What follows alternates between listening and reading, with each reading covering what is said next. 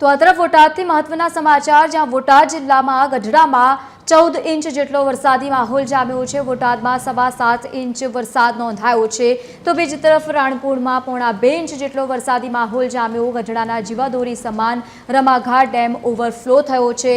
ભારે વરસાદના કારણે રમાઘાટ ડેમ ઓવરફ્લો થયો છે। ધોધમાર વરસાદ પડતા રસ્તાઓ પર ઠેર ઠેર પાણી ભરાઈ ગયા છે। વાવણી લાયક વરસાદ થતાં બીજી તરફ ખેડૂતોમાં ખુશીનો માહોલ જામ્યો છે। તો સતત વરસાદી માહોલની વચ્ચે બોટાદ સહિત અલગ અલગ જગ્યાઓ પર વરસાદી માહોલ જામ્યો।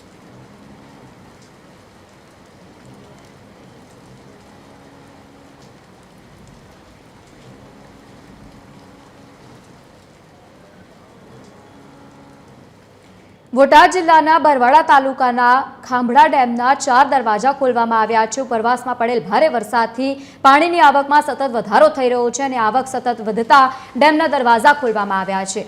0.90 મીટર સુધીના 4 દરવાજા ખોલી અને પાણી ઉતારવાની કામગીરી હાથ ધરવામાં આવી છે। નદીમાં પાણી છોડવામાં આવ્યું છે। પાણી છોડાતા ઉતાવળી નદી હાલ 2 કાંઠે વહેતી થઈ રહી છે। દ્રશ્યો જેના સામે આવ્યા છે। નીચાણવાળા ગામો અલર્ટ મોડ પર છે। ખાંભડા સહિત બેલા અને ટીમ્બલા સહિત કુંડળ, બરવાડા અને ખમીદાણા, નવા નાવડા સહિતના ગામોને અલર્ટ કરી દેવામાં આવ્યા છે। નદીના પટમાં અવરજવર ન કરવા માટે પણ તંત્રે સૂચના આપી।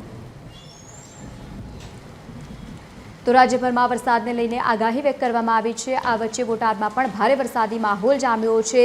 તો બીજી તરફ ભારે વરસાદ થતાં લોકોને સૂચના આપવામાં આવી છે। 0.90 મીટર સુધીના 4 દરવાજા ખોલવામાં આવ્યા છે। પાણી છોડાતા નીચાણવાળા વિસ્તારોને પણ અલર્ટ કરવામાં આવ્યા છે। તો બીજી તરફ નદી 2 કાંઠે વહેતી થઈ હોય તેવા દ્રશ્યો સામે આવ્યા। ભારે વરસાદથી પાણીની આવકમાં સતત વધારો થયો છે। સંવાદદાતા ગજેન્દ્ર ખાચર આપણી સાથે લાઈવ જોડાયા છે। ગજેન્દ્ર, કેવા પ્રકારનો માહોલ જોવા મળી રહ્યો છે? ગઢડામાં પણ સતત વરસાદી માહોલ જામ્યો છે। લોકોને અવરજવર કરવા માટે જે રીતે સૂચના આપવામાં આવી છે, નીચાણવાળા વિસ્તારોમાં ન જવા માટે પણ સૂચના અપાઈ।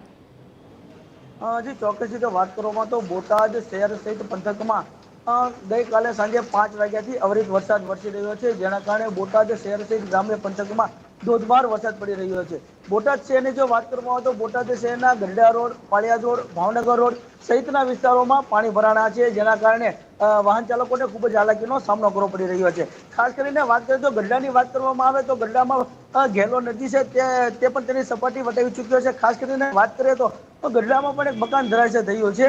ગઢડા તાલુકાના જો ગામની વાત કરવામાં આવે તો ત્યાં પણ એક મકાન ધરાશય થયું છે। બોટાદ શહેરના જો અંડરબ્રિજની વાત કરવામાં આવે તો બોટાદ શહેરના રેલવે અંડરબ્રિજ છે, ત્યાં એક એસટી બસ ફસાણી છે, જેના કારણે એસટી બસ તેમજ વાહન ચાલકોને ખૂબ જ હાલાકીનો સામનો કરવો પડી રહ્યો છે।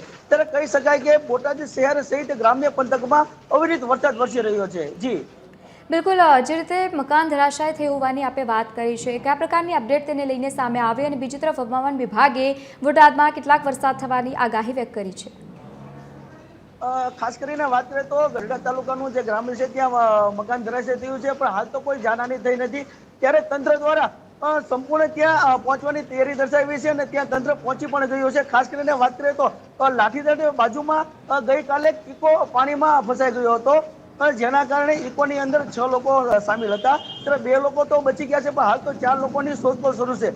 ત્યારે ખાસ કરીને વાત કરીએ તો તંત્ર દ્વારા એવી પણ જાણ કરવામાં આવી છે કે નીચાણવાળા વિસ્તાર કે પાણી હોય ત્યાં કોઈ ન જવું તેવી સાવચેતી પણ આપવામાં આવી છે। જી બિલકુલ, આભાર સમગ્ર માહિતી સાથે જોડાવા બદલ। તો સતત વરસાદી માહોલ જામ્યો છે। બીજી તરફ તંત્રે લોકોને વગર કામે બહાર ન નીકળવા માટે પણ સૂચના આપવામાં આવી, કારણ કે નીચાણવાળા વિસ્તારોમાં પાણી ભરાઈ ગયા છે।